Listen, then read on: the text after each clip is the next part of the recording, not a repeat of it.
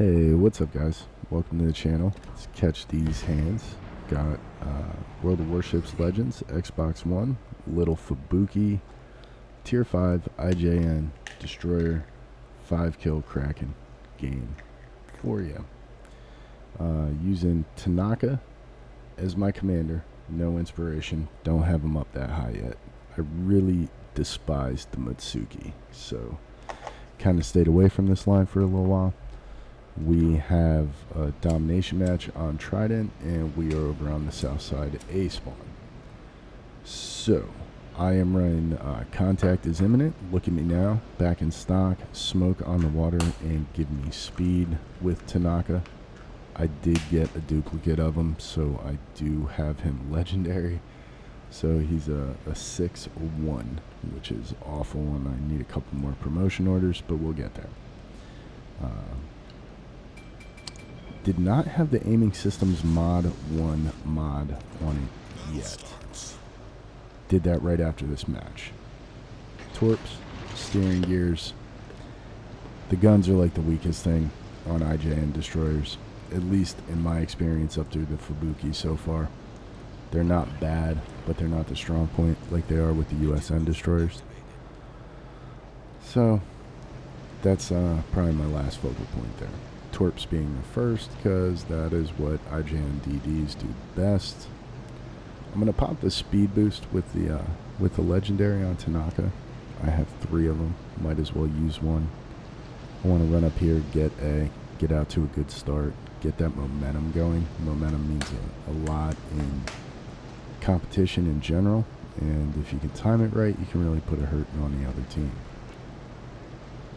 So, obviously, right there, there's a lot going on. I got a Königsberg right there. I got 1 destroyer to the left. I got 1 destroyer to the right, obviously, because if there's smoke, there's a destroyer.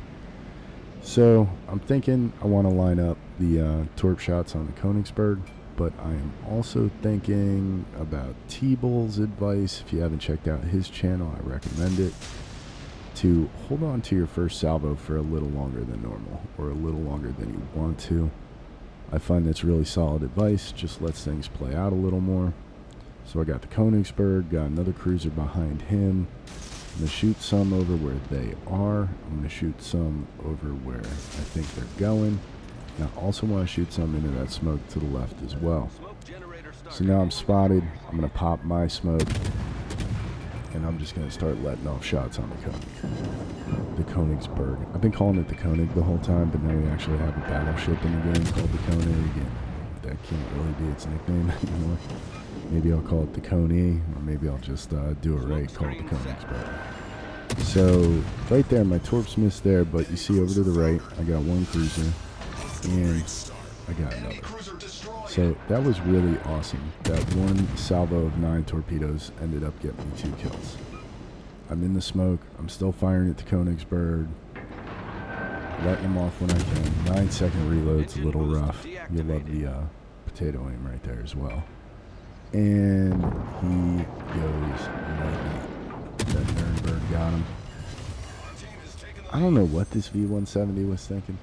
He just, like, drove over from the east, heading west, and just, like, flew right by the Ez. That was like a horrible move. At any rate, I don't know where he went. I have no one spotting for me. So I'm going to let these torps off at the smoke, and my smoke is dissipating quickly. So I figure I'll just run out there. I'll get spotted, but I'm sure I'll spot him and do some damage. I've already realized, playing with the Fubuki, that if your salvos hit, your HE hits other destroyers. It does a pretty good job, but with the slow reload, you want to try and use any or play any tactical advantage you have. If you can... Oh, did you see that torpedo from the one I let off in the smoke? Got a nice little destroyer there, the Icarus. So now we're up to 3 sunk, 62, and back to shooting with this V-17. So when guns aren't your strong point, oh, just clipped them. Got the incapacitation. Just that 1 round. That was a crazy shot. You're going to see a couple potato salvos throughout this match, I'm pretty sure. Ray Charles could have done a better job. that being said,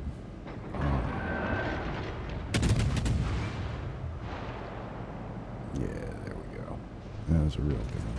Sometimes I get on funny angles. Like I'm a fairly decent shot, but man, sometimes they give you a funny angle. They're hard to hit. And the Nuremberg gets him, too.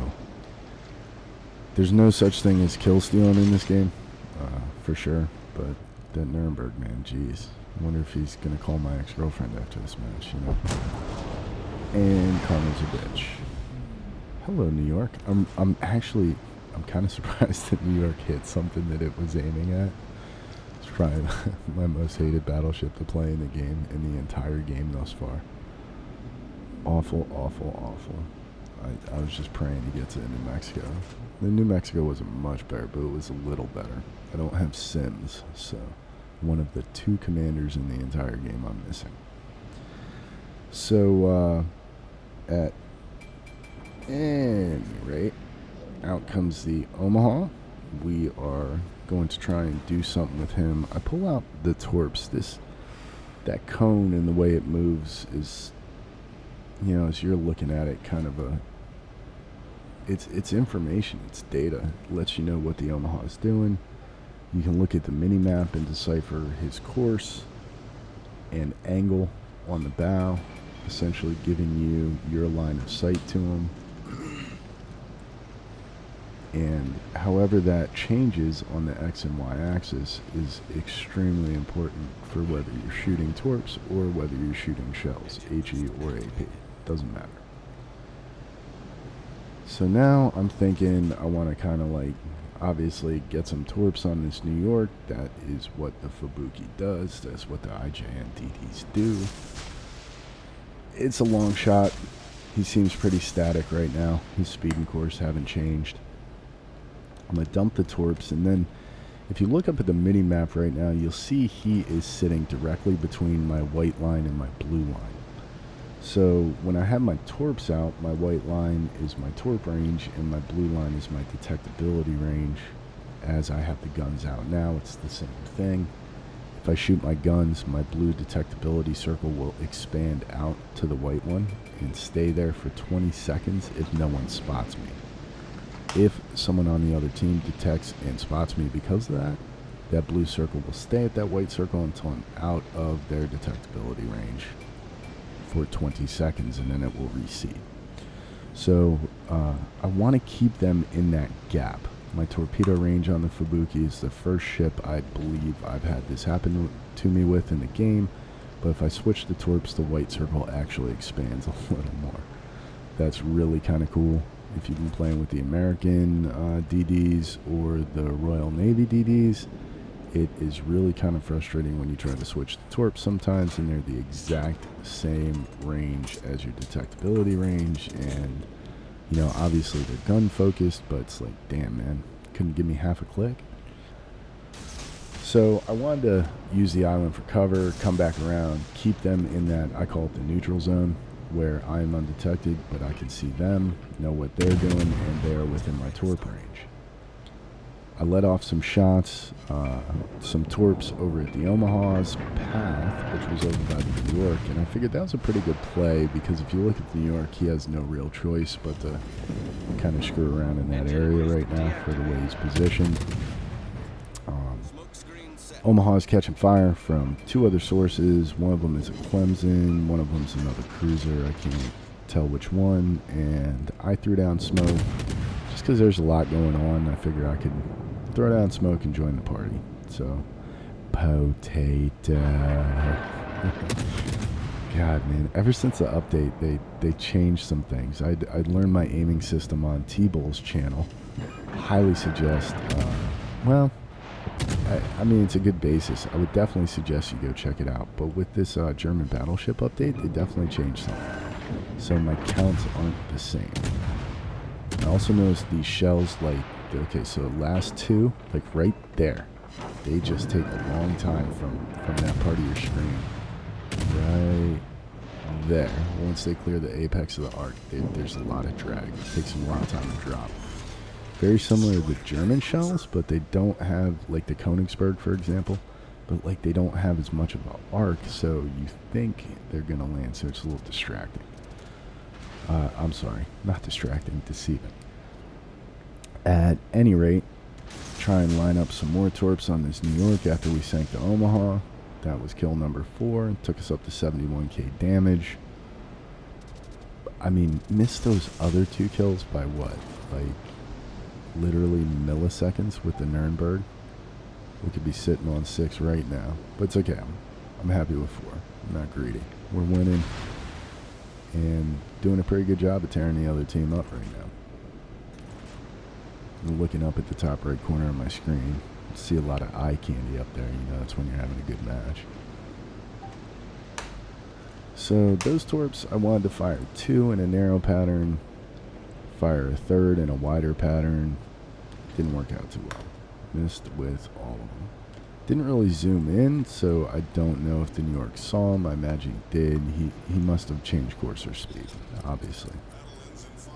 So as we're looking at him right now, he is moving left to right across us. I'm trying to keep him again in that neutral zone, as I like to refer to it while I wait for the torps to reload. Torps have a pretty quick reload on the Fubuki, somewhere right around 76 seconds, I believe, if I'm not mistaken. Somewhere around there. So torps are reloaded, and we are just going to swoop in and let this guy have it. I've got a real good launch here. All 3 salvos, the one complete salvo. Pretty tight. Decided I wasn't going to go with the widespread as the 3rd salvo. This time, just keep them all narrow tight, run the same path. He's so focused on the battle with the other guy, and I was undetected, so he just completely lost me, which is unfortunate for him. Battleship against the IJN destroyer with the torp upgrade it should lose that every time. And those are right on time, right on track, right on target. That is the end of the battle.